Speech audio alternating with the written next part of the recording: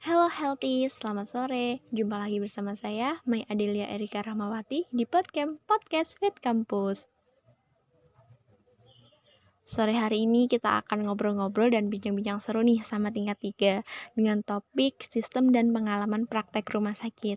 Kira-kira siapa nih narasumber kita yang dari tingkat 3? Pasti pada penasaran, langsung aja yuk kita kenalan sama narasumber kita, Mas Caca Maulid Hanafi.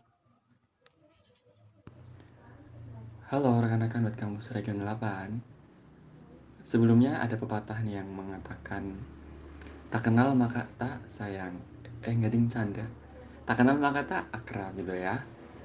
Mungkin dari sekian banyak anggota buat kampus atau anak-anak keperawatan kampus 8 mungkin udah mengenal saya. Mungkin ada yang belum, yaitu angkatan corona gitu ya. Baik, perkenalkan nama saya Caca Maulud Hanafi.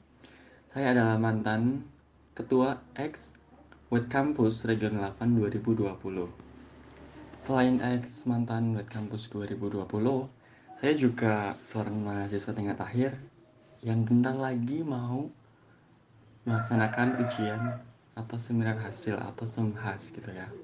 Maka dari itu saya mohon dukungan dan doanya semoga angkatan 2018, saya dan angkatan 2018 dilancarkan segala urusan dari semhas, kemudian ada ujian exam sampai dengan wisuda gitu. Oke, senang banget saya bisa diundang di acara perdana podcast Kampus Region 8. Wow, yang sekian lama sudah dinanti-nantikan mungkin ya, baru terlaksana sekarang. Oke. Em, dengan tema sistematika atau sistem praktek di rumah sakit gitu ya. Mungkin dari sekian banyak pendengar atau kemarin lewat IG story yang Q&A, mungkin ada pertanyaan, nanti saya akan jawab sebisa saya, sepengalaman saya ketika praktek di rumah sakit gitu. Ini dia Healthy, narasumber kita, Mas Caca. Ngomong-ngomong nih, pengalaman praktek rumah sakit. Mas Caca pertama kali ditempatin di rumah sakit mana? Dan prakteknya apa aja ya, Mas? Awal pertama kali praktek, saya praktek di Rumah Sakit Islam Purwokerto, yaitu dengan stase KDM atau Kebutuhan Dasar Manusia. Itu sebuah praktek yang menurut saya itu sangat perdana sekali ya. Kita bertemu dengan pasien. Awal mula seorang mahasiswi dan mahasiswa keperawatan praktek itu yaitu praktek keperawatan dasar manusia atau KDM. Itu kurang lebih sekitar 2 minggu atau 3 minggu, saya juga lupa. Kemudian lanjut praktek yang kedua yaitu ada di Rumah Sakit Umum Daerah Kuteng Taruna di Brata, Purbalingga, yaitu stase keperawatan medikal bedah 1. Kurang lebih 2 minggu. Kemudian lanjutnya ke Rumah Sakit Emmanuel, Rumah Sakit Kristen ya, yaitu stase maternitas sama stase anak. Kurang lebih di sana 4 minggu kayaknya kalau nggak salah ya. Kemudian setelah itu ada sebuah pandemi yang mengharuskan seluruh kegiatan aktivitas belajar di rumah sakit ataupun di kampus yaitu dilakukan secara daring gitu ya.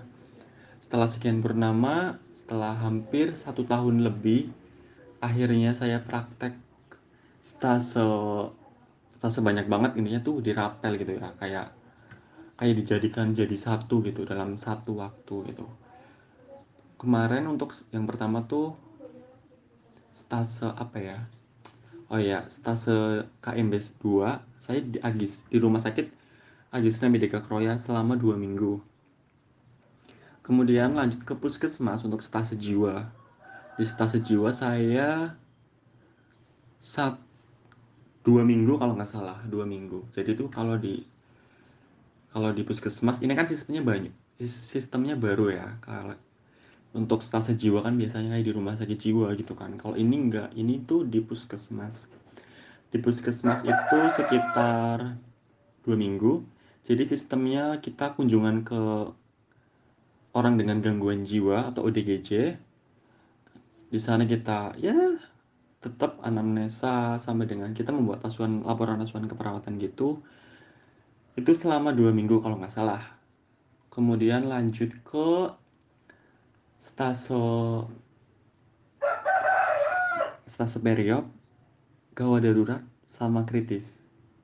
Itu waktunya cuma 1 minggu. Jadi 3 stase 1 minggu. Jadi per stase itu 2 hari. Lanjut lagi ke Agisna kan. Saya masuk ke yang pertama masuk ke instalasi bedah sentral atau periop. Di situ saya apa melihat orang di black gitu ya. Maksudnya dikasih tindakan operasi, di sesar ya. Ada pengangkatan, mohon maaf, payudara, kemudian ada ya pokoknya segala macam penyakit saya juga ikut melihat proses pembedahannya. Saya juga ikut menyiapkan peralatan untuk operasi. Kan kalau operasi itu ada peralatan mayor, instrumen mayor sama instrumen minor gitu ya. Setelah itu saya lanjut ke stase gawat darurat. Nih menurut saya tuh stase gawat darurat tuh stase yang menurut saya itu paling berharga gitu ya. Kayak di stase gawat darurat tuh kayak bener-bener di film action-action yang ada apa bau-bau kesehatannya tuh kayak gitu, kayak dari pasien datang kita langsung lakukan ABCD. Kalau kalau pengajian gawat darurat kan kayak gitu ABCD. Ya nanti kalian sudah tahu gitu ya. ABCD itu apa gitu. Intinya tuh kayak asik banget gitu, kayak bener-bener kita ngelakuin tindakannya itu sendiri, harus harus emang bener-bener bisa sih ya. Harus ini harus pasang itu. Jadi itu kalau setelah gawat darurat ya emang pasiennya tuh gawat darurat gitu. Setelah dari itu, setelah 2 hari pindah pindah ke HCU atau keperawatan kritis, yaitu pasien dengan GCS di bawah 10 biasanya. Jadi itu yang kalau keperawatan kritis tuh kayak pasien yang harapan hidupnya tuh sedikit gitu. Gitu sih paling. Dari itu saya udah selesai praktek, udah nggak praktek lagi, dan saya sudah melewati semua kewajiban saya sebagai seorang mahasiswa untuk praktek di rumah sakit.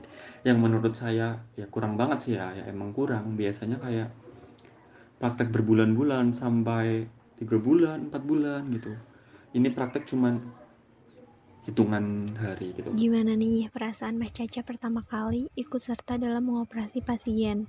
Dan hal apa aja yang harus dilakuin sebelum kita melakukan tindakan Kayak di operasi? kamar operasi itu ada perawat, kemudian ada dokter, kemudian ada dokter spesialis tentunya, spesialis bedah, tergantung itu bedahnya. Bedah mata ya spesialis mata, bedah mata gitu ya. Kalau SC ya spesialis objin, kalau kalau fraktur biasanya spesialis ortopedi gitu. Dan juga dibantu sama spesialis anestesi. Spesialis anestesi juga ada perawat anestesinya tentunya gitu.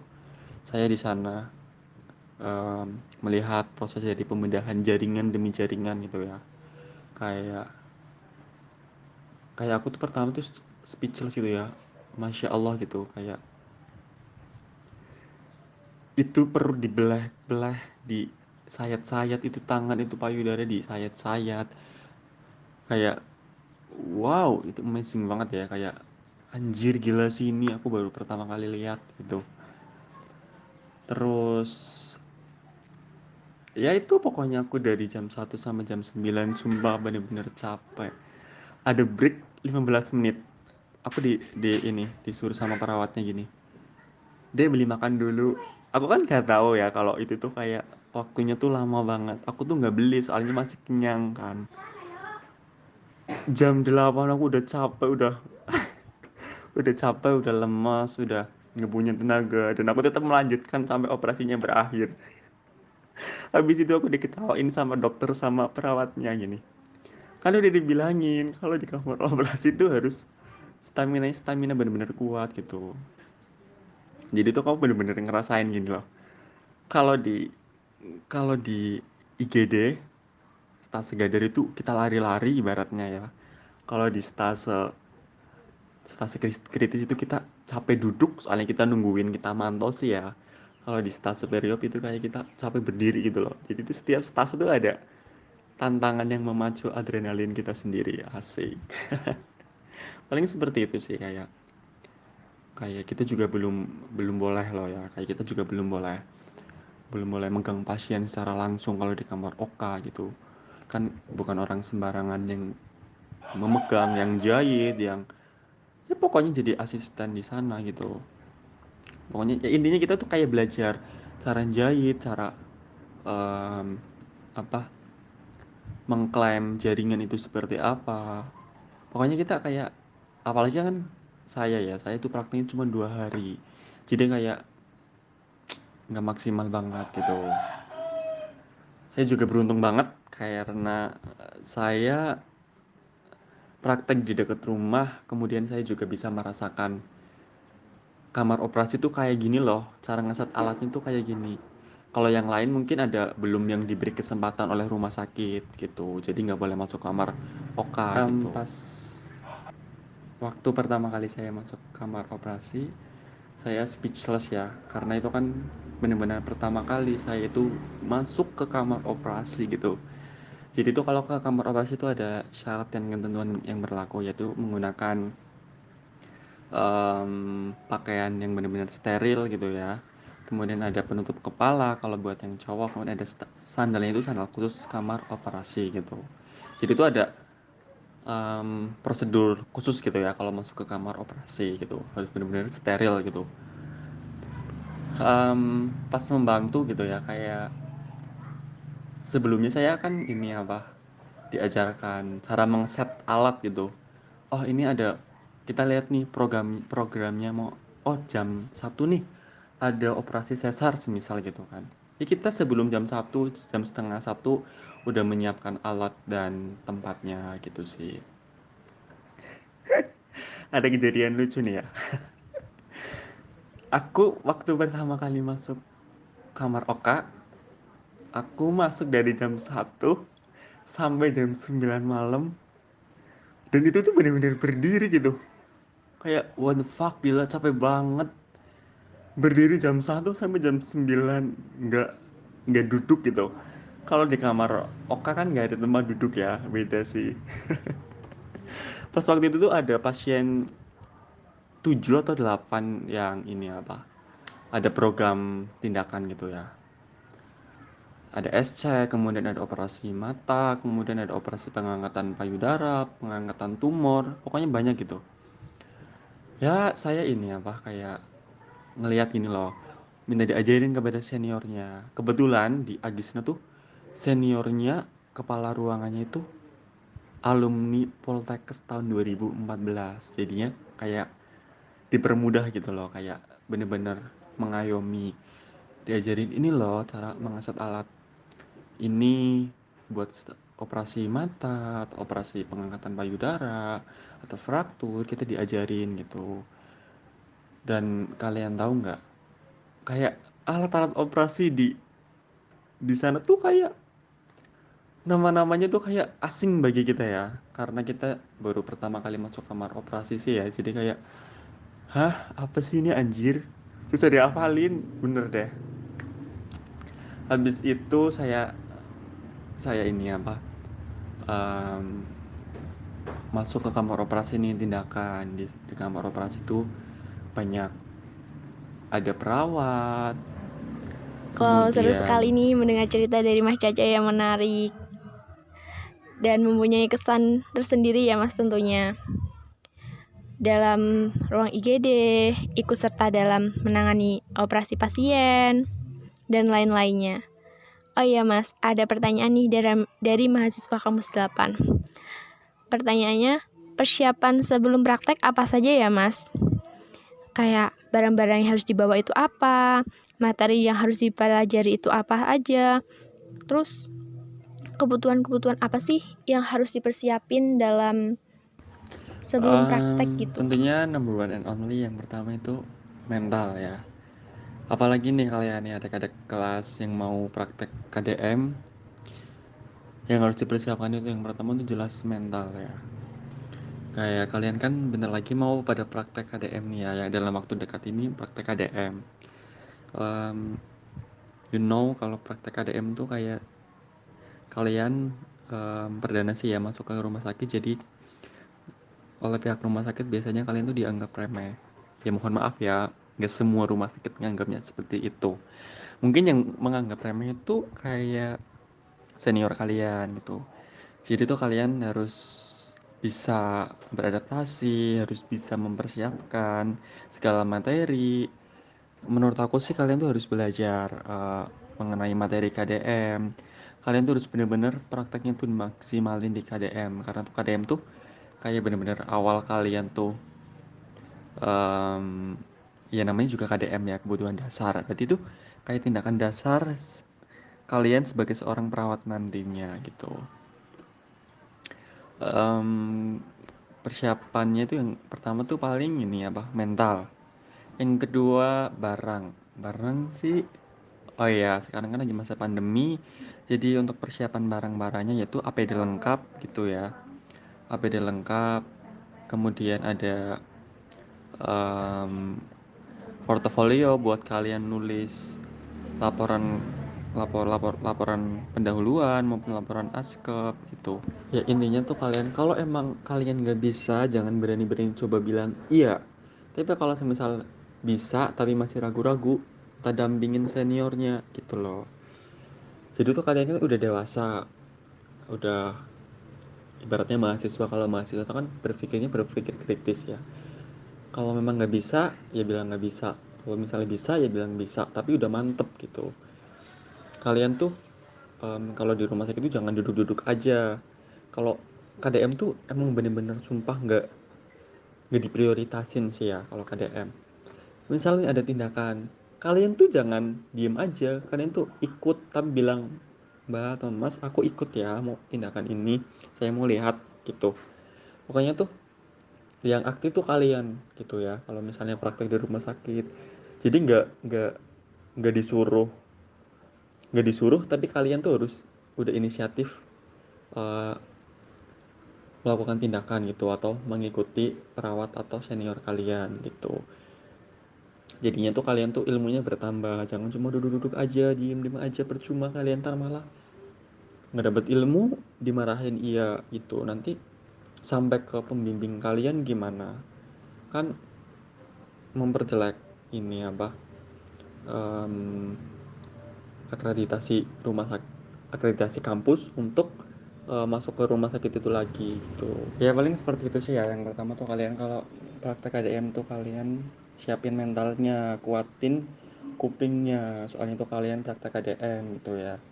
KDM tuh kayak ya gitu, praktek pertama kali jadinya tuh kayak biasanya tuh seniornya tuh kayak nggak menghargai kalian gitu. Beda kalian kalau praktek stase maternitas, stase bedah, stase periop, mereka tuh kayak menghargai gitu. Iya, namanya juga kalian awal mula praktek. Ya setiap orang mesti nganggapnya masih remeh, belum bisa inilah, belum bisa itulah. Kayak gitu. Kalian kalau semisal belum bisa, misalnya ya ada perawatnya bilang, "Deh pasang infus." Kamu tuh jangan diem aja, diem tapi nggak bisa. Kamu tuh harus bilang kayak gini, "Mohon maaf Mbak atau Mas, saya belum terampil, saya juga belum bisa dilepaskan secara mandiri, jadi mohon bantuan Mas untuk ini apa, eh, mengamati gitu." Intinya tuh kalau kalian praktek KDM tuh, kalau yang kira-kiranya belum bisa tuh kalian tuh minta bantuan tuh jangan malu-malu gitu. Iya memang kalian tuh biasanya tuh dimarahin, ini lah masa kayak gini nggak bisa, kayak gitu nggak bisa, kamu anak mana sih gitu. Nih ya for your information aja, kalau biasanya anak-anak Poltekkes tuh kalau masalah skill itu jago-jago, makanya tuh kalian tuh jangan sampai malu-maluin kakak kelas kalian gitu ya. Jadi intinya tuh perdalam materi yang udah diberikan gitu, bahwa kalian tuh kalau praktek tuh harus harus maksimal gitu ya. Jadi tuh bener-bener SOP-nya tuh diterapin gitu, apa yang di kampus, apa yang didapatkan yang di kampus, kalian tuh pengaplikasinya tuh harus harus benar tuh di rumah sakit gitu. Ya beberapa ada kayak perawat yang mungkin, oh itu nggak sesuai SOP ya, ini kok kayak gini, itu kok kayak gitu. Kalian tuh harus harus berpegang teguh pada pendirian kalian aja gitu. Ya memang ada beberapa situasional atau kondisi yang mengharuskan kalian tuh nggak benar-benar 100% patuh pada SOP, cuman kalian tuh harus patuh pada SOP gitu. Yang kemudian selanjutnya tuh persiapan selanjutnya itu imun. Kalian tuh kan praktik di masa pandemi seperti saat ini ya. Ya beli vitamin C lah, imbus gitu minimal. Beli vitamin C. Soalnya kan kalian laporannya tulis tangan gitu. Itu sih paling itu. Oh iya yang kemudian uang gitu. Uang jangan sampai terlewat gitu. Pokoknya makan makanan yang bergizi yang cukup gitu. Udah Dari sih paling mendengar kayak gitu dari aja. cerita-cerita Mas Caca nih, berarti senioritas dan junioritas itu di rumah sakit kelihatan banget ya, Mas. Terus nih, waktu kita melakukan praktek di rumah sakit itu kita harus ngikutin senior atau gimana ya, Lebih Mas? tepatnya bukan senioritas ya, lebih tepatnya tuh kayak namanya manusia, Allah menciptakan sifat, Allah menciptakan watak seseorang itu tidak sama dengan yang lainnya gitu. Intinya sih seperti itu. Untuk kegiatannya tuh oke, hari pertama, hari kedua kalian mengikuti kegiatannya apa aja di sana, kebiasaan-kebiasaannya tuh ngapain aja. Karena kebiasaan-kebiasaan di setiap rumah sakit itu berbeda-beda. Jadi tuh kalian harus bisa beradaptasi intinya. Semisal nih hari pertama tuh, oh kalian tuh lihat, oh ternyata tuh kalau ada pasien tuh gini, kalau pasien infus macet tuh gini, terus itu tuh gitu gitu. Tapi sih KDM biasanya KDM tuh kalian tuh suruh teteh sih. Iya teteh versi paling biasa. Kalau enggak nyuntik gitu. Kalau enggak kalian ntar ini apa ngeracik obat gitu buat diinjeksikan ke pasien. Ya intinya tuh kalian ntar terpola sendiri gitu. Terpola sendiri gitu sih. Kayak kebiasaan-kebiasaannya ngapain. Oh jam segini harus TTV. Ya kalian harus TTV. Oh jam segini tuh kalian harus anamnesa, oh pasiennya ternyata yang ini tuh batuk atau apa, kalian tuh harus selalu membawa catatan kecil atau catatan buku gitu. Jadi tuh kalau kalian misalnya ada something wrong pasiennya tuh kalian ditulis biar nggak lupa. Asli itu kalian bener-bener pelupa kalau di rumah sakit gitu. Kayak otaknya tuh nggak pasien ini tok sih biasanya tuh lagi pengkajian pasien ini tiba-tiba pasien itu, mas ini pasiennya gini, mbak ini pasiennya gini gitu. Makanya tuh kalian harus selalu bawa buku catatan gitu. Intinya nanti kalian terbiasa dengan kebiasaan pola pola mereka gitu. Itu sih intinya, satu kali dua kali diajarin sih nggak masalah ya. Tapi kalau seterusnya diminta diajarin apa-apa belum bisa, ya kalian patut dipertanyakan. Ini yang error ini Selama kalian mesti praktek di gitu. RS nih, Mas, ada nggak sih pengalaman yang nggak enak dari senior di rumah sakit tersebut? Terus gimana sih cara BASP yang bisa meyakinkan pasien, karena kita kan mahasiswa gitu takut Iya salah nanti langkah kalau gitu. misalnya ada keluarga pasien yang nanya, kalian tuh masih nanti jawabnya mantap ini.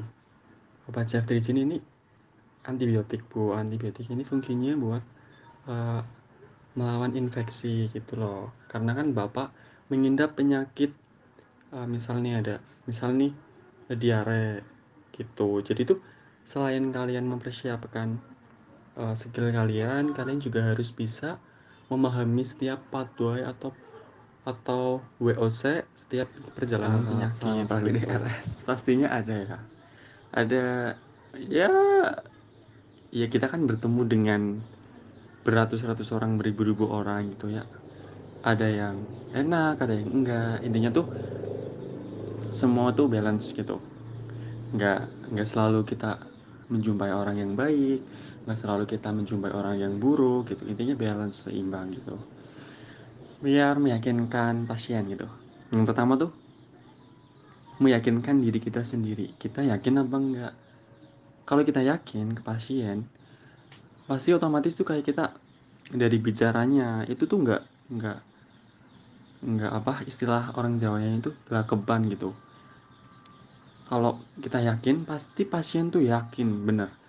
Tapi kalau kita ini apa eh, kalau dalam bahasa Jawa mensela-mensela, ya pasiennya jelas nggak yakin. Pasti pasiennya jangan mau, aku nggak mau sama mahasiswa gitu.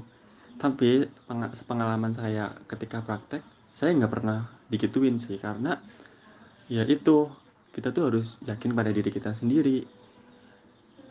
semisal nih biasanya tuh kayak ada pertanyaan yang tidak apa di luar kendali kita. Semisal nih keluarga pasien tuh tanya gini, Mas, obat ceftriaxone sih buat apa? Kok disuntikan terus? Nah, kalau kalian tuh nggak belajar, itu tuh kalian mau jawab apa? Kan nggak bisa jawab kan? Nah, maka dari itu, ketika kalian tuh eh, meracik obat buat diinjeksi ke pasien, kalian tuh catat obat cetirizine misal, ntar ada obat apalagi, catet gitu loh. Jadi kalian sewaktu-waktu ada keluarga pasien tanya, kalian tuh mantep Pertanyaan dari jawabnya. salah satu mahasiswa kampus 8 nih, Mas. Pertanyaannya kayak gini.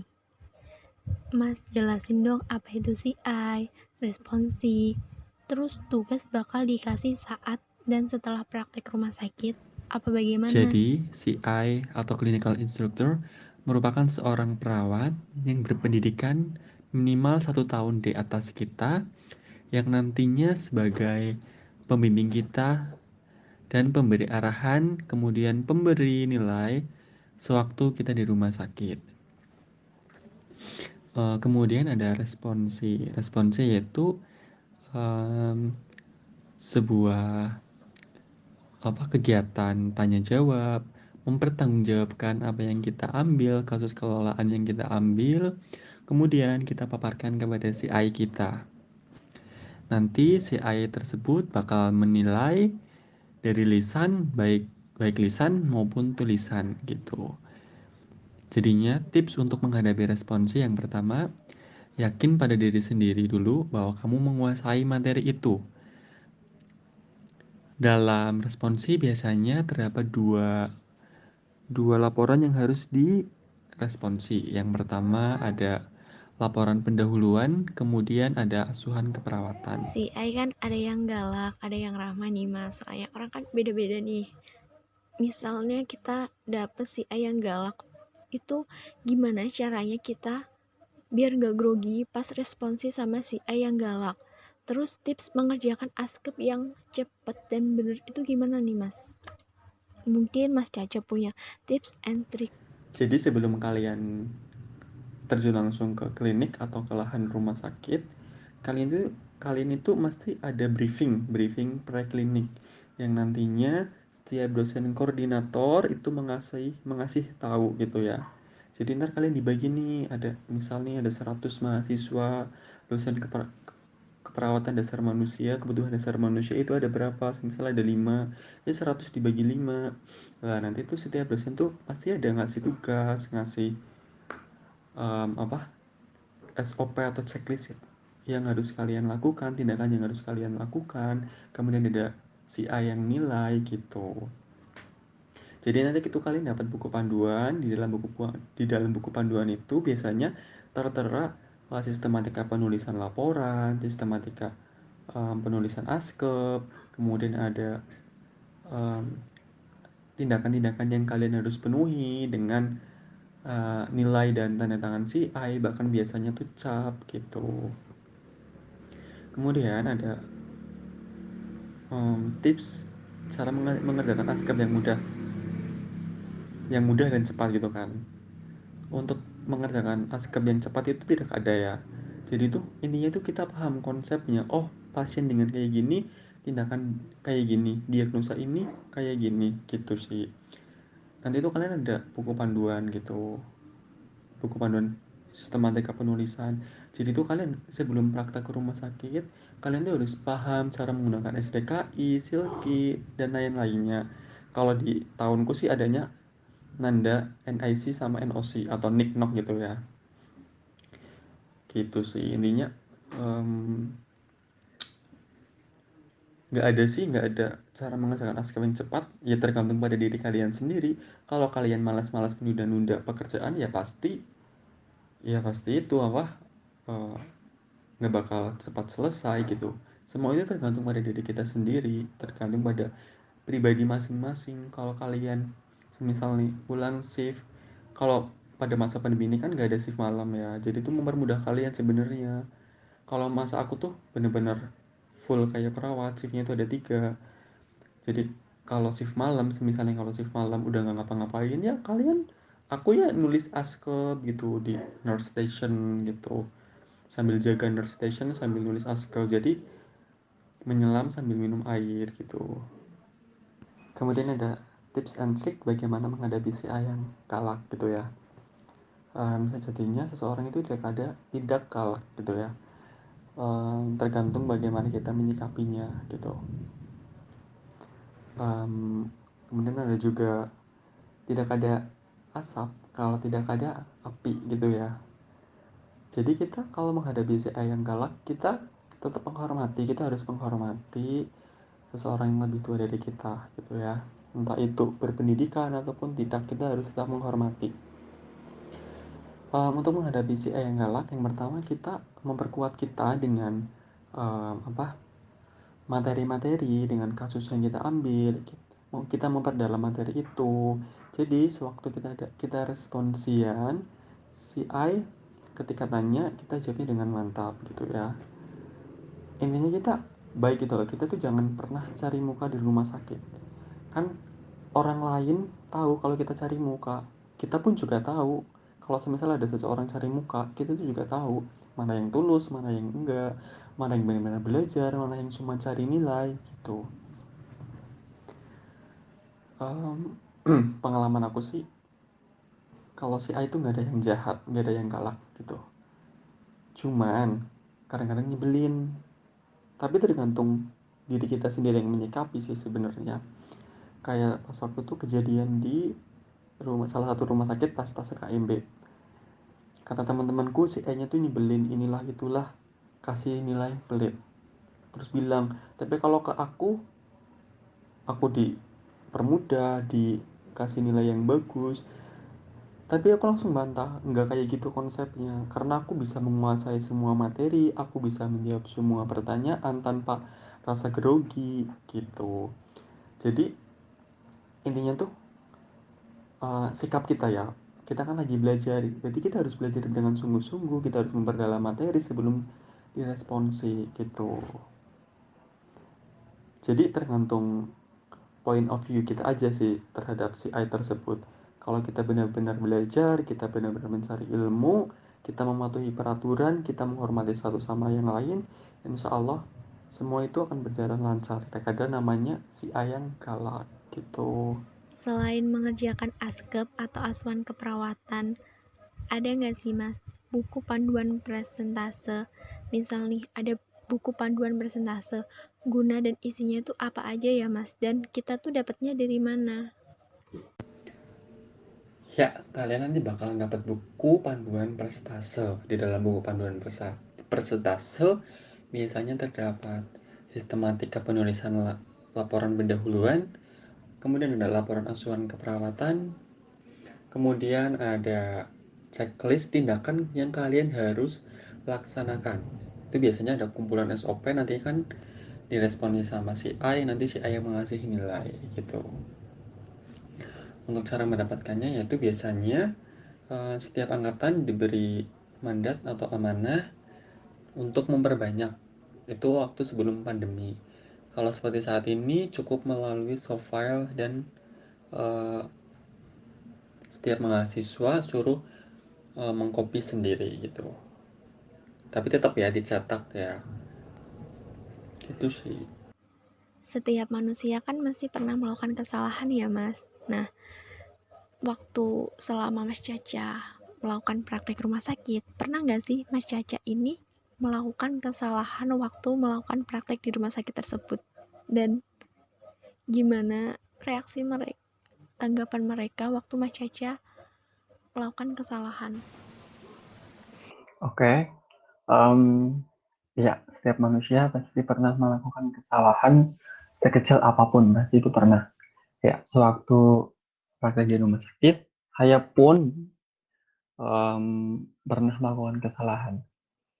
Pas waktu itu, pas tas KDM, saya masih minim ilmu, minim kebiasaan kaidah-kaidah di rumah sakit.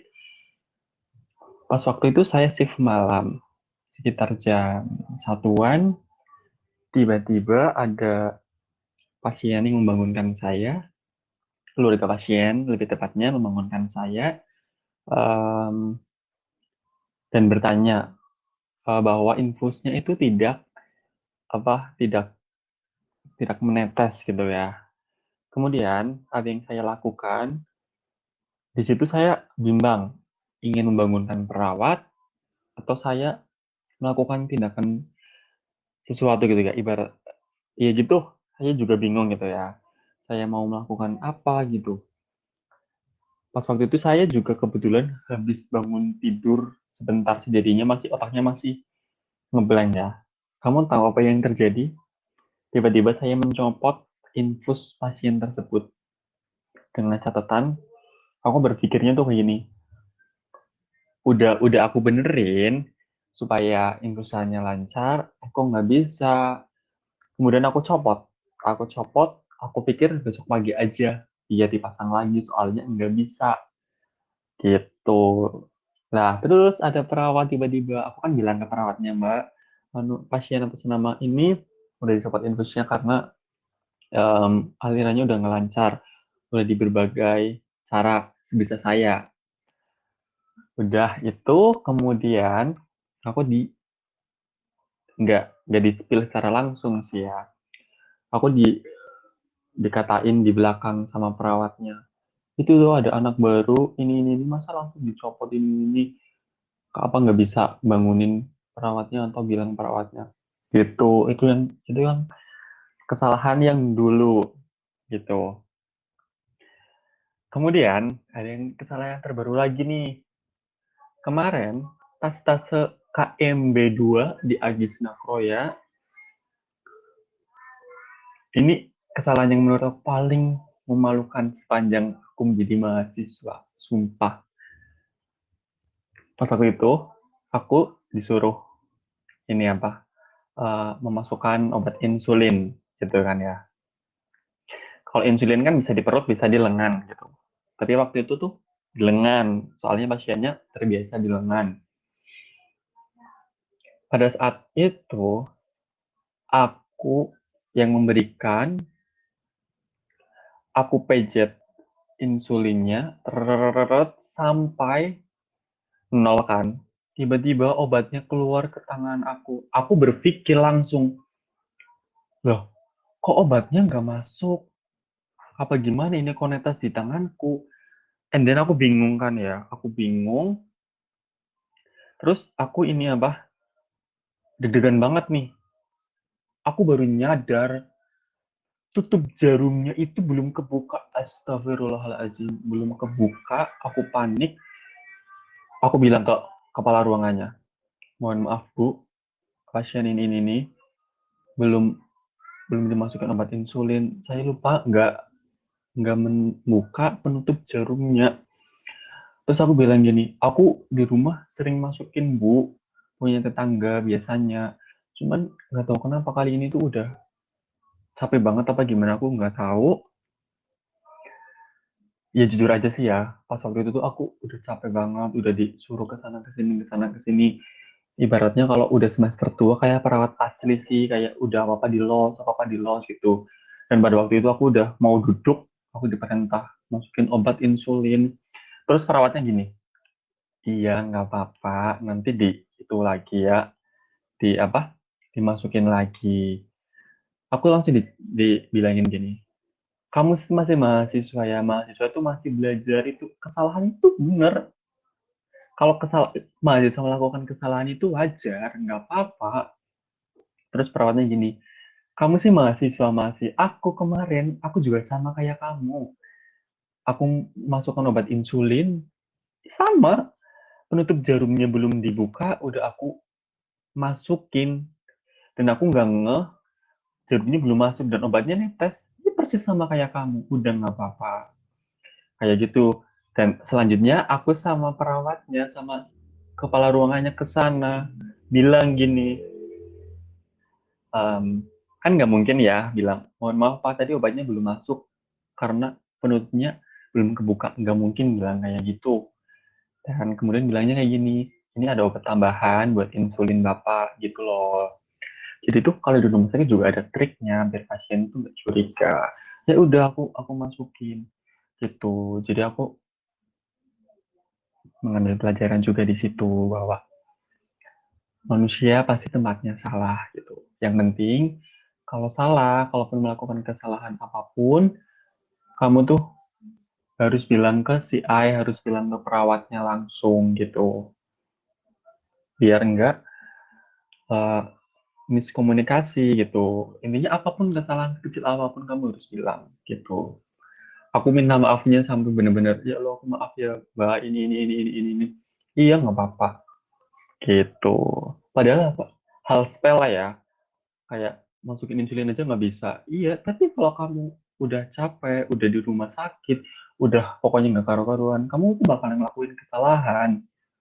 Cuman kalau ngelakuin kesalahan itu tuh jangan jangan nyampe kamu diem aja menutupi segala kesalahanmu itu gitu.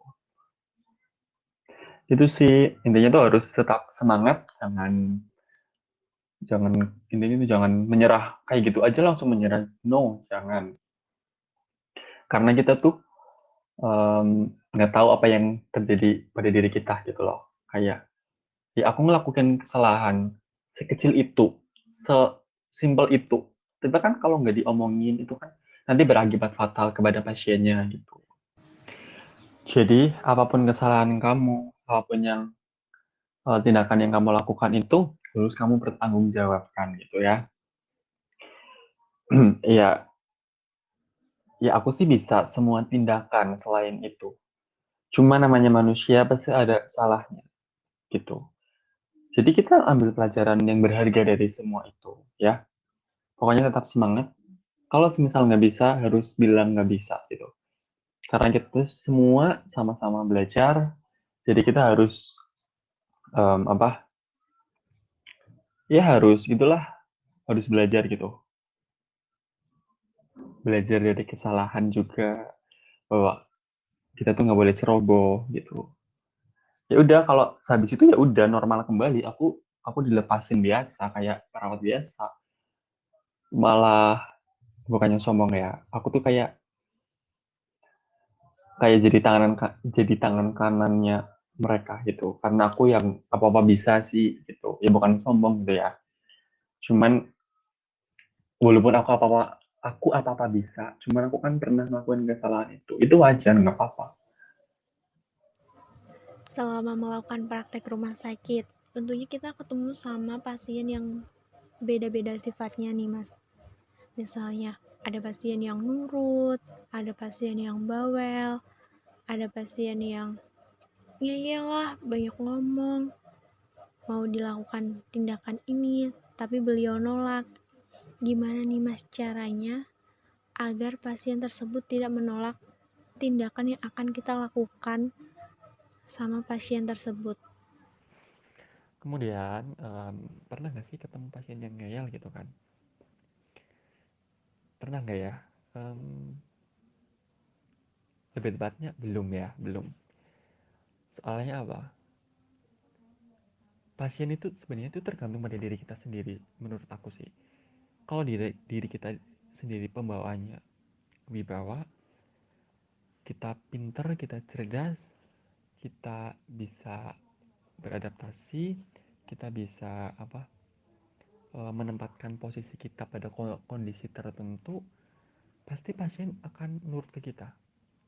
Kayak pengalaman aja ya. Pas waktu itu tuh pasiennya em, kayak nolak untuk dilakukan tindakan apa gitu. Tapi sama aku tuh aku yakinkan, oh ya mau tindakan ini apa em,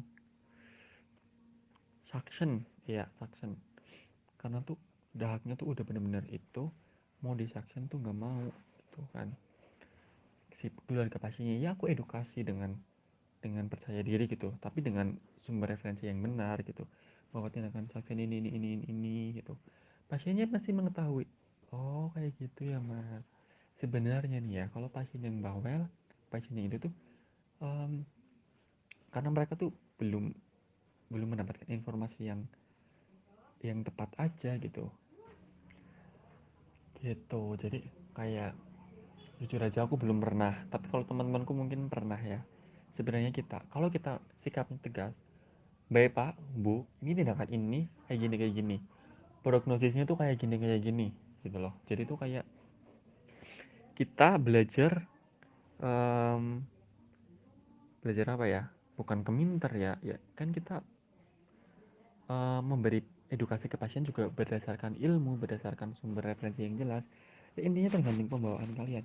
Tapi kalau kalian itu, mohon maaf, em, kalau kalau bahasa Jawanya tuh kurang greget, celalat celili, ya pasien jelas, keluarga pasien, teman pasien jelas nggak mau dipegang sama kamu gitu. Tapi sepengalamanku belum pernah aku menjumpai pasien kayak gitu, malah lebih banyak yang berterima kasih gitu.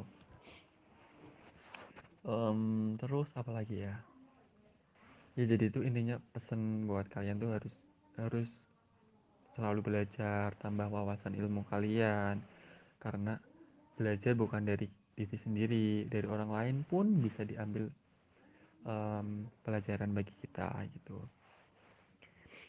Kemudian pernah gak sih ketemu pasien yang bawel? Itu kan udah nih, aku pernah ketemu pasien yang dulu suka ke aku pas SMP gitu kan. Kejadiannya tuh lucu gini, aku tuh nggak tahu nih ya, ini ada kebetulan yang sakit itu ibunya dia. Ini kan aku tuh baca namanya, baca penanggung jawabnya tuh dia gitu, yang dulu suka ke aku datang ke pasiennya, aku kajian, tiba-tiba tuh ada anaknya. Loh kamu semenjak SMP sampai kuliah belum pernah ketemu kan, lost contact juga.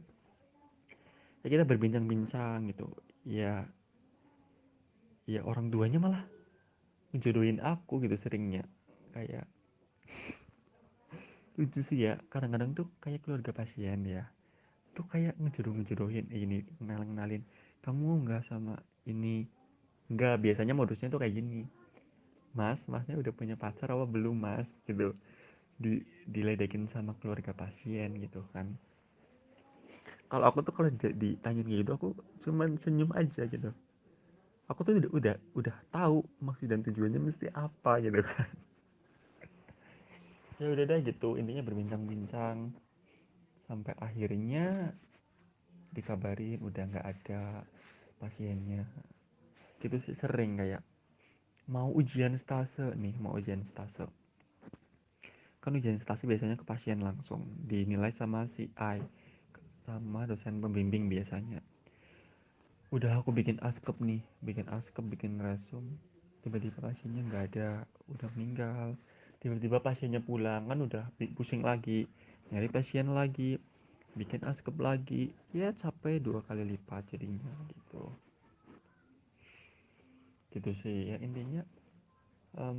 Semangat terus buat kalian intinya.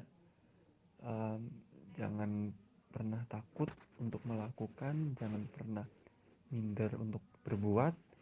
Intinya perkuat ilmu kalian, perkuat skill kalian. Insya Allah kalau kita menghargai orang lain pun akan menghargai kita gitu. Intinya tuh jangan bosan-bosan buat belajar, belajar dari pengalaman, belajar dari orang lain itu perlu ya. Semangat, semoga kalian menjadi mahasiswa-mahasiswi yang sukses semuanya di kemudian hari. See you, makasih. Menarik banget nih ceritanya Mas Caca. Selain melakukan praktek rumah sakit, kita juga bertemu sama temen lama kita, atau lebih tepatnya orang yang pernah suka sama kita. Kembali lagi nih Mas ke pembahasan. Hal pertama yang dilakukan kalau udah sampai di rumah sakit tuh ngapain aja ya Mas? Hal pertama yang dilakukan di rumah sakit, ya duduklah, kemudian ke kantin, kemudian jalan-jalan, kemudian tiduran gitu. Nggak gitu konsepnya, canda ding. Hal yang pertama dilakukan ketika kalian ke rumah sakit itu ngapain? Bengong? Bukan juga. Yang pertama tuh pastinya kalian tuh mencari bagian diklat gitu. Bagian diklat, bagian penerimaan dan penyerahan mahasiswa. Biasanya sebelum kalian ke rumah sakit pasti ada prosesi acara penyerahan mahasiswa. Penyerahan mahasiswa biasanya dari pihak kampus itu ada dosen yang mewakili. Misal nih, per rumah sakit biasanya tuh ada dosen yang menjadi pembimbing klinik kalian di rumah sakit. Misalnya di Banyumas ya, misalnya Bu Aris, kemudian di Margono, semisal Pak ini, di Jenang ini gitu loh. Mesti ada pembimbing masing-masing. Dan setelah sampai di rumah sakit, kalian tuh mencari bagian diklat. Di bagian diklat nyari, pokoknya nyari bagian diklat. Nanti di bagian diklat kalian udah otomatis di sana tuh ada si CI kalian gitu. Jadi itu ada proses penyerahan mahasiswa gitu. Dulu kalau aku tuh kayak nyiapin nyiapin snack buat acara penyerahan diklat. Kita beli pakai uang kita sendiri. Kalau kalian besok juga nggak tahu ya aku ya sistemnya kayak gimana. Tapi kan biar lebih etnis kayak gitu sih, kayak kita menyuguhkan sesuatu kan, itu acaranya rapat, acara formal biasanya. Biasanya kalau KDM tuh ada dosen pembimbingnya. Kebetulan waktu itu pas tase yang kemarin aku baru jalanin ini tuh belum, dosen pembimbingnya nggak ikut gitu. Jadi tuh kayak kita mandiri, kita penyerahan sendiri gitu. Ya kita bicara sama direkturnya biasanya, sama pimpinan keperawatannya, kemudian ada air ruangan. Nanti setelah kalian selesai penyerahan, biasanya kalian diajak keliling rumah sakit, orientasi rumah sakit dulu. Saya bisa dikasih tahu, ini kamar mayat, kemudian ini kamar isolasi, jangan ke sini, khusus COVID misal. Jadi itu kayak orientasi lingkungan rumah sakit dulu. Nah, setelah kalian muter, kalian sampai di bangsal kalian nanti.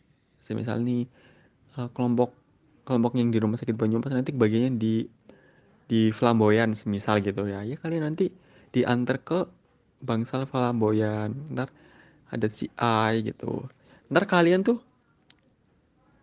langsung tindakan gitu, langsung langsung BHSP sama perawatnya, kenalan dulu, mohon bimbingannya. Yang terpenting tuh jangan lupa kalian awal masuk praktek KDM tuh bilang, mohon maaf ya Mbak Mas, saya eh, baru pertama kali masuk rumah sakit, praktek di rumah sakit, tas KDM, jadi mohon bimbingannya.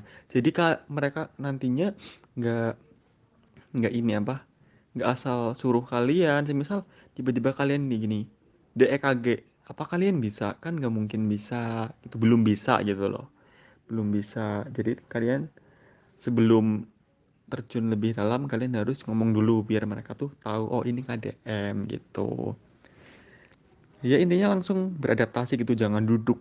Pokoknya tuh jangan duduk, kayak langsung sibuk. Misal perawatnya lagi gulung-gulung kasa, kalian ikutlah. Kemudian ada perawatnya lagi em, ngeresep obat, kalian ikut, kalian tanya, Mbak Mas boleh aku bantu tapi aku ajarin dulu ya gitu. Kemudian nanti kalian tanya, kira-kira kalau misalnya TTV jam berapa ya, kayak gitu. Oh ya, kemudian kan kalian kan praktek pada masa pandemi seperti saat ini. Kalian ya beli gown lah minimal 2 gitu, buat gonta-ganti biar tidak menimbulkan infeksi silang, infeksi nosokomial gitu. Ya karena kita nggak pernah tahu em, yang bakal menimpa kita. Kayak aku aja nih ya, jujur aja nih. Kemarin pas waktu di pas waktu praktek, aku menjumpai pasien dengan COVID-19. Kemudian ada yang reaktif, padahal anaknya biasa-biasa aja. Tiba-tiba reaktif, tiba-tiba positif PCR, tiba-tiba langsung dipindah gitu, tiba-tiba aku langsung kontak. And then semua itu tuh kayak, ya kayak terjadi begitu aja, kan kita nggak tahu pasiennya itu kenapa kayak gitu. Makanya kita APD jangan sampai lepas, seperti face shield, kemudian gown, sarung tangan tuh. Sarung tangan, masker kalian harus bawa sendiri. Soalnya kalau di rumah sakit tuh dibatasi gitu. Jangan sampai kalian tuh ngambil-ngambil punya rumah sakit. Ntar sama perawatnya dibilang gitu. Lebih baik bawa sendiri, pakai punya sendiri gitu. Pokoknya di kantong saku kalian tuh harus ada ballpoint. kemudian harus ada buku catatan, kemudian ada handscoon minimal 2 pasang gitu. Ya intinya tetap semangat lah buat kalian, walaupun prakteknya pasti nggak bakal maksimal di tengah pandemi seperti saat ini. Selama melakukan praktek rumah sakit, tentunya Mas Caca dapat banyak hal yang Mas Caca dapetin selama melakukan praktek rumah sakit tersebut. Pertanyaannya nih Mas, apa saja hal-hal yang Mas Caca dapetin selama melakukan praktek rumah sakit? Hal-hal yang pernah aku dapetin selama aku praktek rumah sakit, yang pertama itu jelas pengalaman, kemudian kedua itu uh, skillnya semakin terasah, yang ketiga kita tuh harus saling menghormati, menghargai orang lain, yang keempat itu kita harus tulus gitu ya, tulus dalam melakukan sebuah pekerjaan gitu.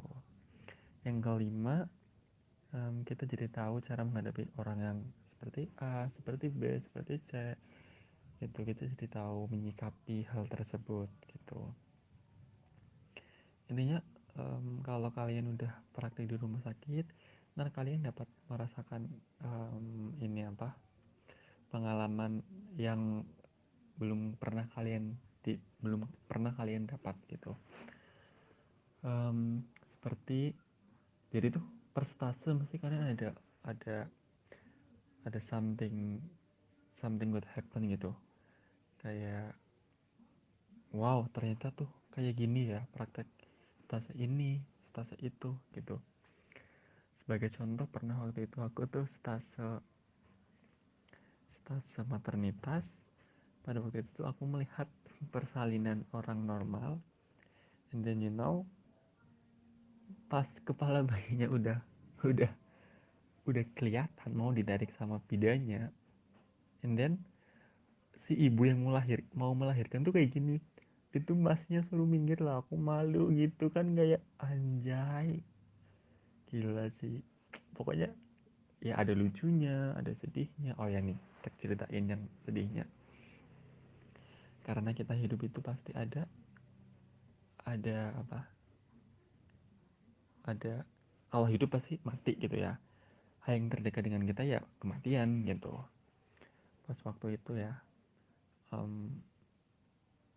aku praktek KDM di salah satu rumah sakit nih, aku ceritain cerita sedikit horor ya.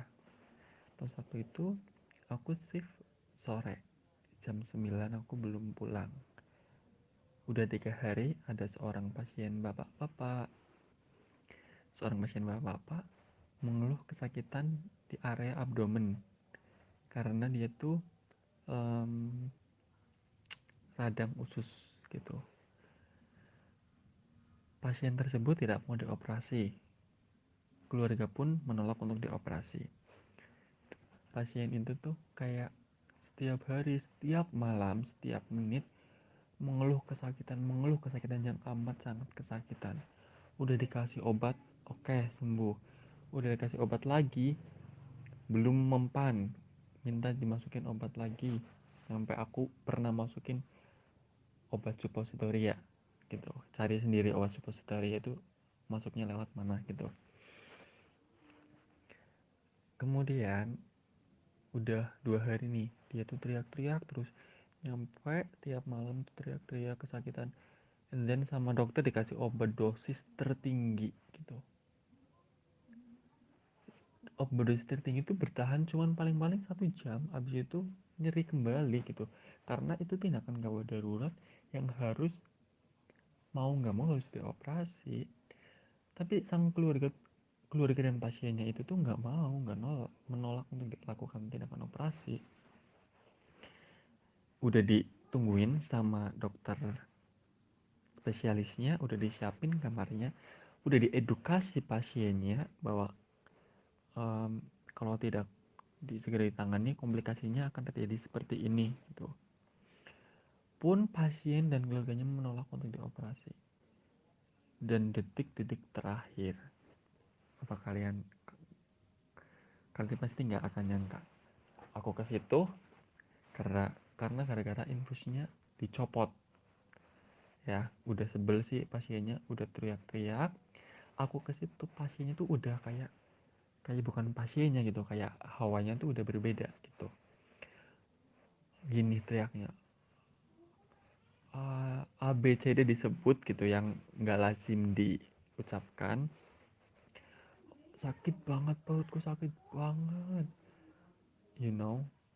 Pasiennya tuh mau bangun, mau pergi dari keluar, dan dijagain oleh perawatnya, oleh keluarganya. Tiba-tiba dia bilang kayak gini, itu di atas ada setan apa, itu di atas ada setan apa. Dia tuh kayak ngigo-ngigo, manggilin sahabat kerjanya, manggilin keluarganya. Kayak setan apa di atas, itu bilangnya pakai bahasa Jawa, kayak nang dhuwur ana setan apa gitu kan ya. Aku sambil ini megangin tangannya, perawatnya nginfus, ditusuk pakai jarum ada puluhan kali karena dia dehidrasi. Jadi venanya tuh nggak kelihatan, udah ditusuk pas vena darahnya tuh nggak keluar. Terus kan itu kayak keadaannya tuh genting banget ya. Tiba-tiba pas dia teriak A B C D gitu, nggak, yang nggak lazim diucapkan, tiba-tiba itu setan apa, tep, udah nggak ada, udah meninggal gitu. Kayak kayak subhanallah, kayak aku pas waktu itu nggak bisa berkata-kata, kayak aku bingung kan ya. Kayak aku langsung berpikir, emang bener semua tergantung pada amal dan perbuatan kita. Apabila amal dan perbuatan kita baik, pasti yang nantinya mendatangi kita berwujud baik pula. Dan apabila perbuatan kita di dunia, mohon maaf, kurang baik, pasti yang datang ke kita pun kayak gitu juga, kurang baik juga, berwujud yang aneh-aneh gitu. Udah itu, aku mau pulang kan, tiba-tiba perawatnya, dia ambil pasiennya di kamar Oka dengan menghela nafas. Ya udah ayo. Di situ habis operasi efusi pleura, RM-nya, rekam medisnya udah tebel. Jadi tuh kayak dia tuh udah komplikasi penyakit, berbagai macam penyakit. Aku tanya di kamar operasi, di ruang recovery, gini, Mbah, mendingan? Enggak, mendingan. Dia tuh masih bisa ditanya, masih duduk kan nggak boleh tiduran. Masih duduk di bed, aku ajak cerita-cerita, sakit nggak Mbah? Boten sakit. Aku buka pintu kamar recovery mau dibawa ke kamar perawatan, you know, tiba-tiba apa? Si pasiennya tuh nggak bisa ditanya dan sudah ngorok, ngorok keras banget ngoroknya. Aku ini ya, aku cubit, aku tuh kaku, udah kaku, kayak nahan gitu, kayak nahan sakit, ya Allah kayak itu bilangnya. Aku kan langsung buru-buru dibawa ke kamar perawatan. Aku cuman berdua, itu tuh jam 10 malam. Aku di lorong udah sepi kan, pas itu kan jam besuk udah sampai jam 8 aja. Di lorong udah sepi, kemudian pasiennya tuh kayak gawat darurat loh, kayak aku tuh juga nggak tahu kan, aku masih minim pengalaman gitu, ini kenapa gitu kan, aku dorong cepet banget. Tiba-tiba perawatnya ngasih kode ke rekan-rekannya, terus langsung di EKG, di saturasi, di tensi. Kamu tahu aku yang tensi, tekanan darahnya tuh semakin aku tensi semakin menurun. Terus di EKG, ya udah nggak ada detak jantungnya, udah nggak ada, udah meninggal. Kemudian yang di situ tuh kan sepasang suami istri, udah mbah-mbah. Terus perawatnya bilang ke mbahnya gini, mohon maaf ya mbah, mbah emang udah nggak ada, udah meninggal.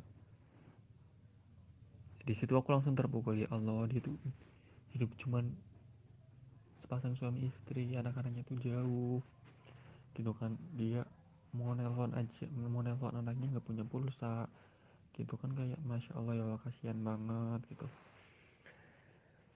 Kemudian dari situ aku menarik kesimpulan bahwa Allah mencabut nyawa kita, ada yang susah, ada yang mudah, ada yang berbentuk, mohon maaf, kurang wajar, ada yang berbentuk bagus. Itu tergantung amal dan perbuatan kita gitu. Jadi habis itu aku langsung berpikir kayak langsung, oh iya, aku belajar banyak dari pengalaman ini, dari kejadian ini, bahwa emang bener, um, di Al-Quran kan juga kayak gitu, yang nantinya mendatangi kita itu ya amal perbuatan kita, mencerminkan amal dan perbuatan kita gitu. Gitu sih ya, intinya pengalaman rumah sakit itu ya, ya balance ya, ada suka ada duka, ada seneng gitu. Senengnya kita belajar banyak hal, kita bertemu dengan orang lain, kita belajar menghargai orang lain, kita belajar um, menyamakan persepsi, kita belajar mentoleransi, kita belajar menerima, kita belajar, ya belajar banyak lah, karena kita kan belajar nggak cuma dari diri kita sendiri, kita belajar dari orang lain, pengalaman orang lain pun bisa jadi pelajaran buat kita gitu. Gak terasa nih Healthies, udah selesai waktunya dan semua pertanyaan dari mahasiswa kampus 8 udah dijawab sama Mas Caca.